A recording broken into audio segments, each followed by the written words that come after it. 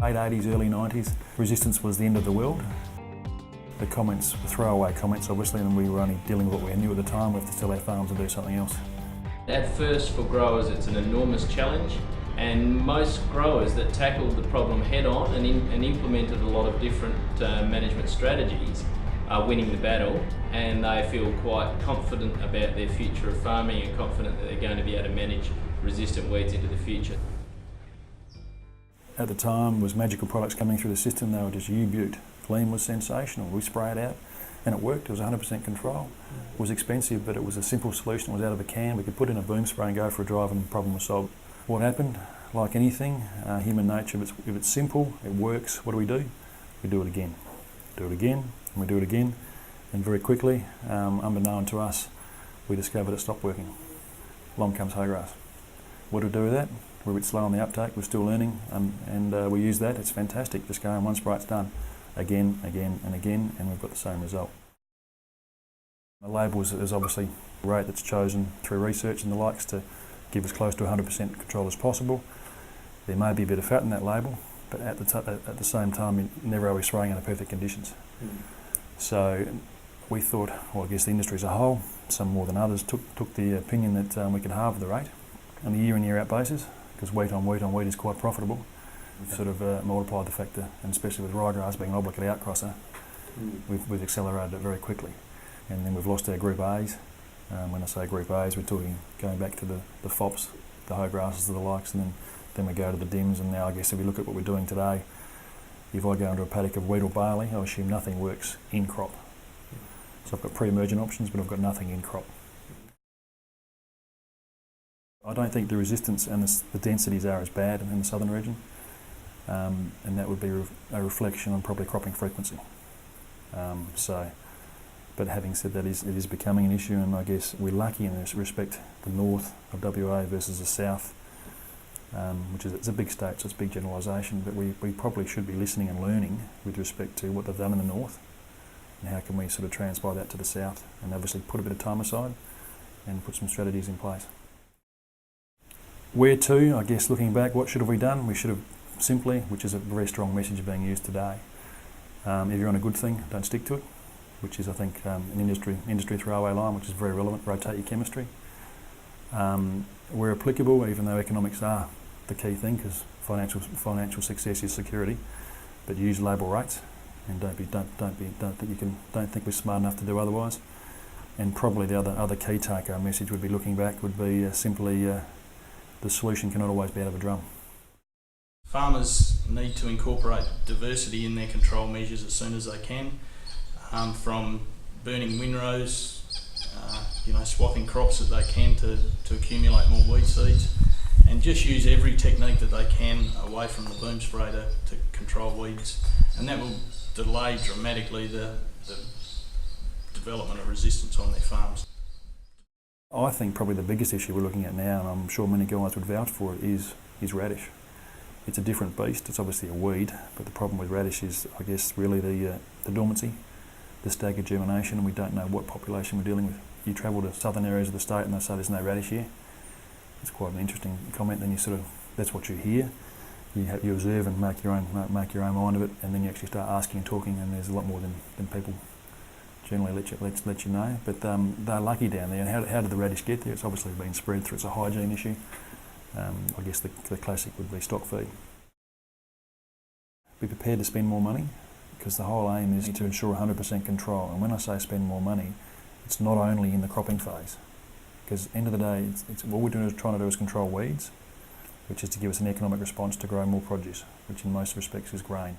Having a Group B that's working successfully for late radish control is something that most of the northern ag region doesn't have anymore, and it does close the window up for late weed control. So if you can protect that Group B chemistry, use it sparingly, except in that late scenario, it will give you that cheap option going forward for a long time. So a lot of paddocks don't have that available now, and that just narrows the window of potential control measures. We're in a privileged position now where we have new chemistry, which is getting away from the Group I's, the Group B's. They're new, they're expensive, so they're potentially scary, but they're very effective. You don't have to use them over the whole program, just incorporate them into a small portion. What do you classify as small? Could be one paddock, could be two paddocks, could be a problem paddock, could be 20% of your farm. If you're 100% cropping, or alternatively heading north of 75%, a lot of decisions we make, we have to take into consideration resistance. And does that come at a cost? It does, because we obviously, in some respects, it's just a direct out cost with respect to a cheap $5 to $10 breed analog work, so I've got to go straight to 20 to 30. That's just where we're at. Is that expensive? No, it's not, because I'm going to control the weed, hopefully produce more grain, and then not only that, hit the numbers at a manageable level so I can extend the rotation further out with profitable crops in the enterprise. Most of the integrated weed management control measures don't cost a hell of a lot, so guys should incorporate them sooner rather than later.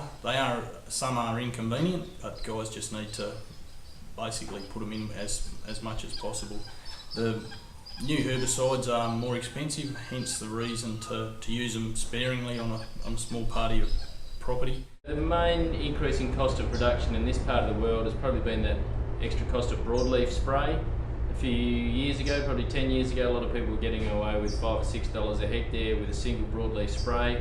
Now it's 2 or 3 broadleaf sprays that can total $50 or $60 a hectare. Still too many guys, in my view, guessing. How much money do we spend on herbicides? It's a lot. How many guys bother to go and do a test? Is it simply too expensive? A whole $350 per test to give you six results, 6 different chemicals?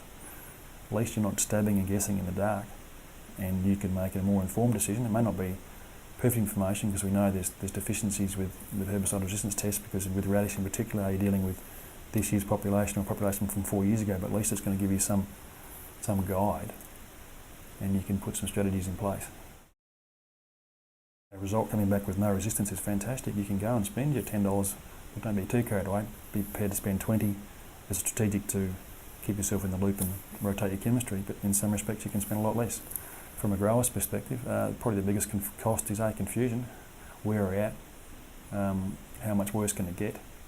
What can we implement to put in place to try and manage it? And what are the best strategies? And then every strategy you do comes at a cost.